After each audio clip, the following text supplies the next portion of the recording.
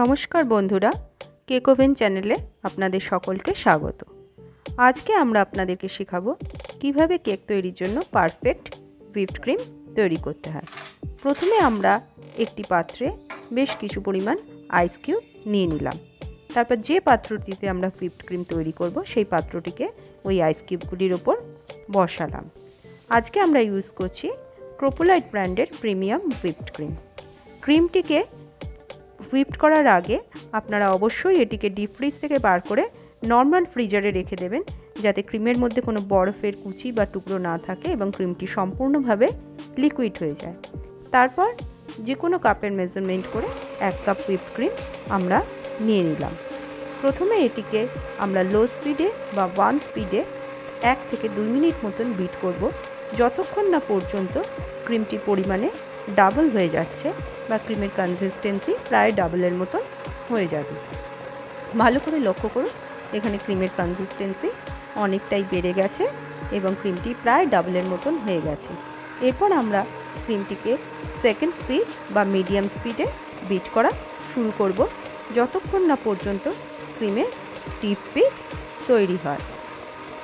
মনে রাখবেন, ক্রিম তৈরি করার ক্ষেত্রে টেম্পারেচারটা কিন্তু খুবই জরুরি।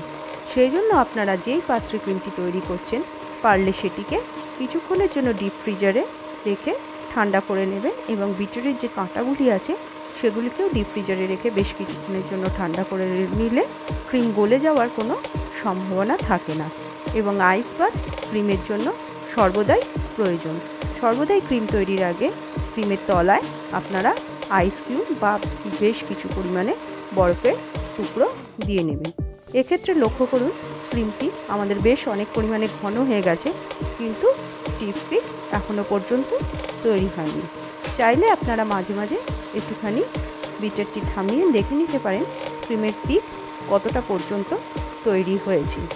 যেই মুহূর্তে আমাদের ক্রিমের সম্পূর্ণভাবে স্টিফ পিক তৈরি হয়ে যাবে, আমরা ক্রিমটিকে বিটারটিকে সেকেন্ড স্পিড থেকে থার্ড স্পিড বা হাই স্পিডে নিয়ে চলে যাব। আমাদের ক্রিমে কনসিস্টেন্সি বা ঘনত্ব অনেকটাই বেড়ে গেছে, কিন্তু এখনও পর্যন্ত স্টিফ পিক সম্পূর্ণভাবে তৈরি হয়নি। এবার দেখুন, ক্রিমটিতে অনেকটাই স্টিফ পিক তৈরি হয়ে গেছে। এবার কয়েক সেকেন্ড ঘুরিয়ে আমরা ক্রিম বিটারটিকে থার্ড স্পিড বা হাই স্পিডে নিয়ে চলে যাব। থার্ড স্পিড বা হাই স্পিডে 1 মিনিটের বেশি কখনোই ক্রিমটিকে বিট করবেন না। এক্ষেত্রে ক্রিম কিন্তু ওভারবিট হয়ে যায়, তখন ক্রিম শক্ত হয়ে যায়, সেক্ষেত্রে আপনারা কেকে ডিজাইন করতে পারবেন না। সেই জন্য থার্ড স্পিডে বা হাই স্পিডে অবশ্যই 1 মিনিটের বেশি বিট করবেন না। দেখুন, আমাদের ক্রিম সম্পূর্ণভাবে তৈরি হয়ে গেছে এবং ক্রিমের স্টিফ পিক তৈরি হয়ে গেছে। আমরা এবার স্প্যাচুলায় করে দেখাচ্ছি আপনাদেরকে যে ক্রিমটি সম্পূর্ণভাবে তৈরি। দেখুন, ক্রিম কিন্তু একদম পড়ছে না। অতএব আমাদের হুইপড ক্রিম সম্পূর্ণভাবে তৈরি। ভিডিওটি সম্পূর্ণভাবে দেখার জন্য আপনাদেরকে অসংখ্য ধন্যবাদ। ভালো লাগলে ভিডিওটিকে লাইক করতে ভুলবেন না এবং আমাদের চ্যানেলটিকে সাবস্ক্রাইব করতে ভুলবেন না।